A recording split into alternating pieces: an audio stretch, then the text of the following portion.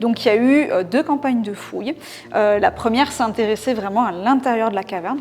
La deuxième campagne, elle s'est intéressée au devant de la caverne, là aussi pour essayer de regarder un petit peu ce qui s'était passé. On a une occupation de la caverne qui est attestée par l'archéologie de la seconde moitié du 19e, donc plutôt liée au tourisme, à l'exploration du volcan.